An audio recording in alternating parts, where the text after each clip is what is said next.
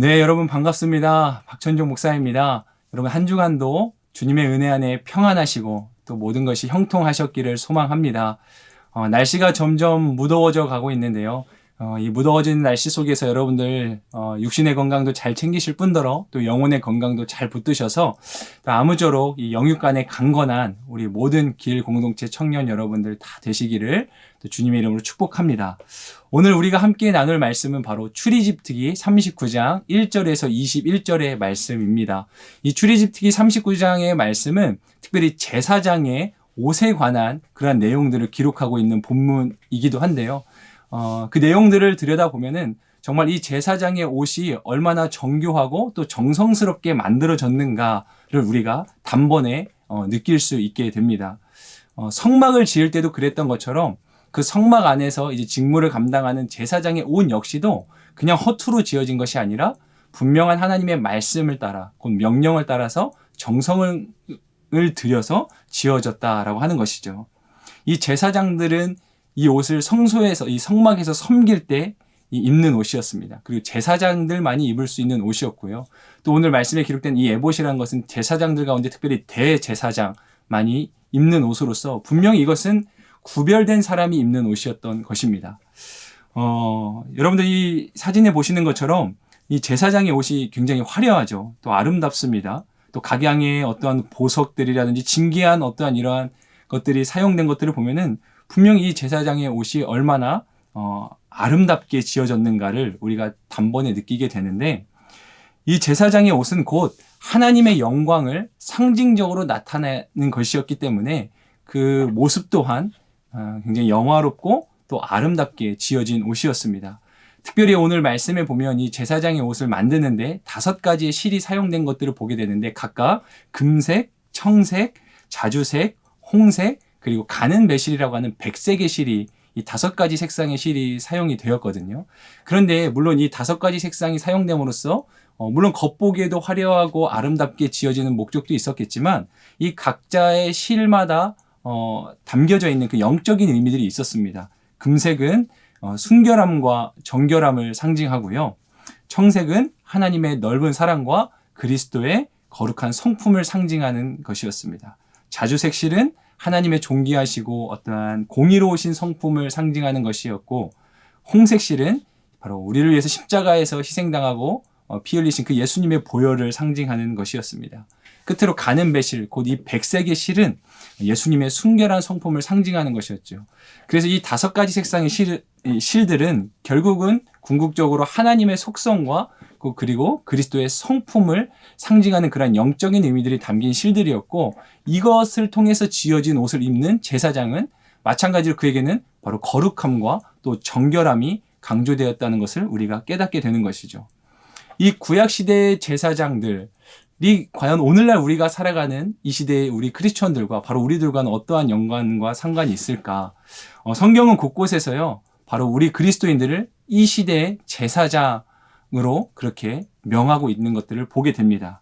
특별히 사도 바울은 로마서에서 우리가 바로 복음을 전하는 제사장의 직무를 감당하는 이들이다라는 것들을 말하고 있고, 베드로 사도 역시도 우리가 왕 같은 제사장임을 그의 말씀의 서신 가운데 기록하고 있습니다. 사도 요한 역시도요, 그의 서신서에서 우리로 하나님께서 제사장을 삼아주셨다라고 하는 내용들을 그렇게 기록하고 있죠. 저와 여러분들이 바로 이 시대의 제사장들로 부름받은 사람들이라는 것입니다.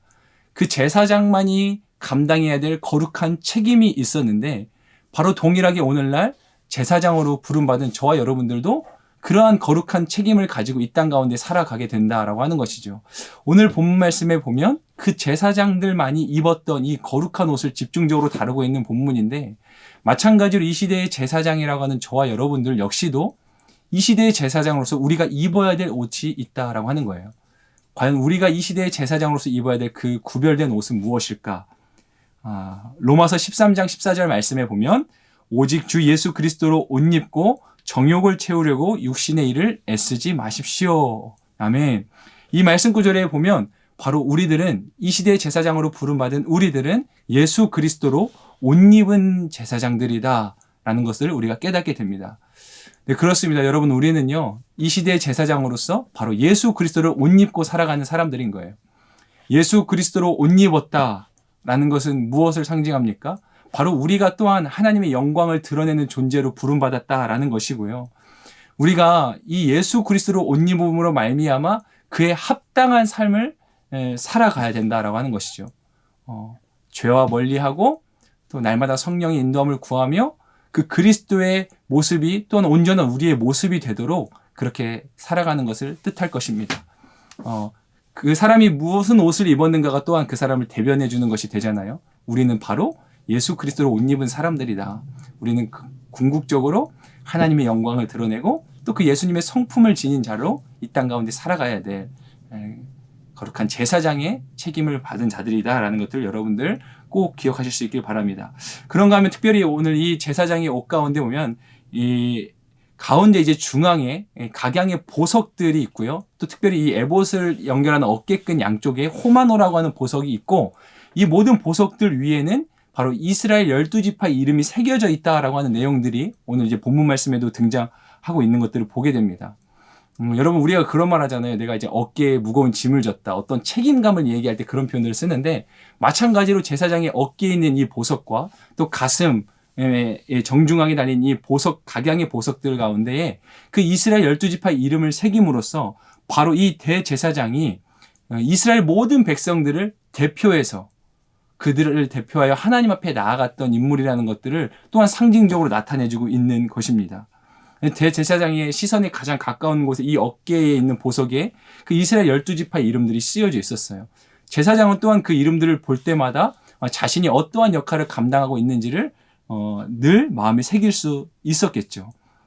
분명히 그가 가진 책임은 무거운 것일 수 있어요. 거룩하고 엄중한 것일 수 있지만 분명 또한 그것은 놀라운 특권이었다라고 하는 것입니다.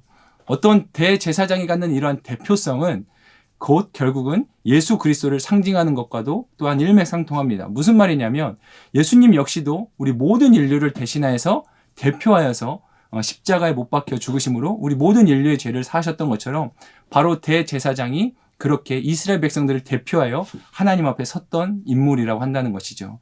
결국 이 대제사장이 입는 옷도 신약의 예수 그리스도를 예표하고 또 약속하고 상징하는 그러한 내용이라고 부분이라고 우리가 볼 수 있겠습니다. 또한 여러분 한 가지 기억해야 될 것은 바로 이 각양의 보석들 가운데 새겨진 그 이스라엘 이름들처럼 하나님 역시도 우리를 하나님의 손바닥에 새기고 하나님의 마음에 새겼다라고 하는 것입니다. 때로는 우리가 우리 스스로를 못나게 여기고 부족하다 여기고 내 인생에 대해서 자신감과 또 여러 가지 내 인생에 대한 어떤 자존감들이 낮아질 때 그때 여러분들 꼭 기억하셨으면 좋겠는 것은 하나님은 우리를 절대로 그렇게 여기지 않으신다는 거예요. 마치 도장을 새기듯이 하나님은 우리의 이름을 그렇게 하나님의 손바닥과 그의 마음에 새기셔서 우리를 영원토록 사랑하시고 또 끝까지 우리를 붙드신다라고 한다는 것이죠. 이 제사장의 옷에 있는 이 화려한 또 값진 보물들, 보석들 그 위에 새겨진 그 이름 얼마나 가치 있고 중요한 것이겠어요? 하나님께서 우리를 그렇게 여기신다라고 한다는 것입니다.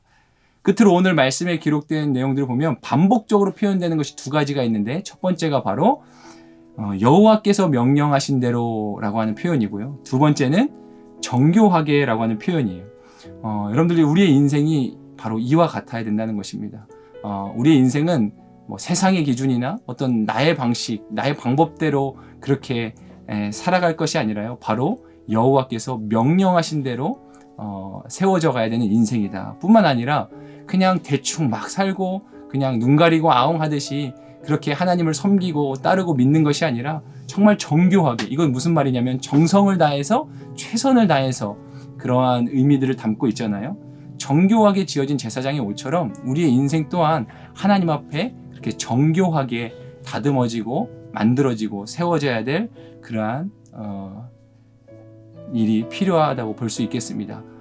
귀한 청년 여러분, 우리가 오늘의 이 말씀을 가지고 또 함께 우리가 나눔을 할 때에 첫 번째는 하나님 앞에 또 거룩한 제사장으로 부름받은 삶에 관해서 나누는 건데 우리는 과연 이 시대의 제사장이라는 정체성을 가지고 살아가고 있는지, 그렇다면 우리는 세상에서 구별되게 또 거룩하게 살아가기 위해서 우리에게 필요한 것들은 무엇일지 서로 함께 나누어 보시면 좋겠고요. 두 번째 나눔은 바로 나를 기억하시고 새기시는 하나님의 사랑에 대해서 나눌 텐데, 우리가 때로 인생에서 외로움이나 소외감 같은 감정들을 느끼곤 해서 힘들었던 적이 우리 누구에게나 다 있기 마련이잖아요.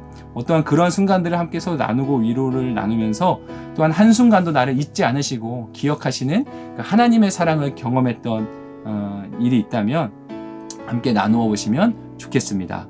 끝으로 우리가 주어진 기도의 제목들을 함께 기도해 주시기를 바라고, 우리가 지금 온라인 예배로 드리는 상황이 있지 않습니까? 이제 비대면으로 예배를 드리고 있는데, 이 비대면 상황 속에서도 우리 공동체 또 우리 순이 흔들리지 아니하고 또 믿음의 단석 위에 굳게 또 견고히 세워져 갈 수 있도록 이 일을 위해서도 또 공동체를 위해서도 꼭 함께 기도해 주시면 좋겠습니다.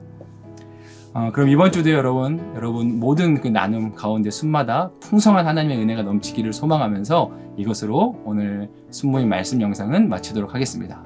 감사합니다.